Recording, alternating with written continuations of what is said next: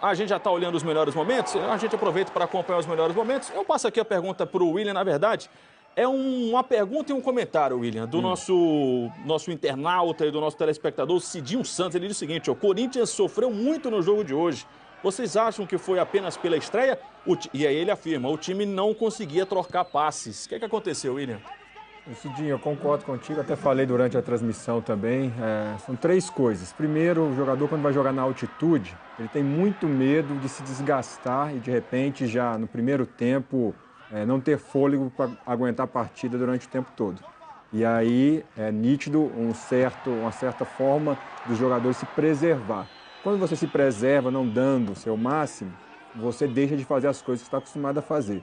Segunda coisa, o campo, eu discordo que os jogadores falaram. O campo trouxe dificuldades para uma equipe que toca bem a bola, igual a equipe do Corinthians, que pelo menos tenta fazer isso. E o Cobressal, de forma inteligente e organizada, adiantou a marcação justamente porque sabia que o Corinthians não ia ficar dando chutão, não ia ficar fazendo ligação direta.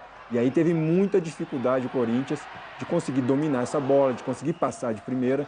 Então, por causa desses três fatores, o Corinthians sofreu muito. A equipe do Cobressal, apesar de tecnicamente ter certa limitação, mas é uma equipe que sabe jogar dentro do seu campo, porque sabe das dificuldades que o gramado, a altitude, faz com que os jogadores adversários tenham essa dificuldade muito grande. Então, é forma inteligente. Qual é o problema do gramado? O gramado, a gente olhando assim, parece que ele é bom, mas quando a bola rola, é o gramado duro, até por causa da condição da região.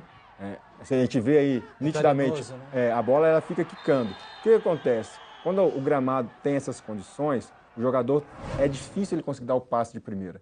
Quando a marcação chega forte, igual a equipe do Cobressal fez, a melhor forma de você sair dela é você tocar a bola de primeira. Quando você tem que dominar, porque a gente teve um número enorme de passes errados, inclusive do Cobressal, mas é uma equipe que está acostumada a jogar lá. E quando você está marcando em cima o adversário, se você erra o passe, está no campo do adversário. Para você não tem risco. E o Corinthians, não conseguindo sair da sua característica, que é normal tocar a bola, teve essa dificuldade, mas também o Cobressal não teve a capacidade de fazer com que essa pressão realmente surgissem chances claras de gol, tanto é que o Cássio não faz uma defesa de média distância. Ainda sobre o estádio, vou até mudar aqui um pouquinho o nosso roteiro, pessoal. Lauda 12, para quem não estava acompanhando a transmissão do Sport TV, logo no comecinho, isso envolve o assunto estádio, tivemos uma queda de luz, né?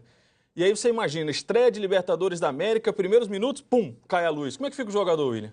É muito ruim, né? Com 12 minutos, o Corinthians sofria, a gente vê aí os refletores, o Corinthians sofria essa dificuldade inicial, principalmente com o Benítez jogando pelo lado esquerdo, e aí teve a queda de luz. Os jogadores foram, se eu não me engano, 17 minutos de bola parada até restabelecerem a energia.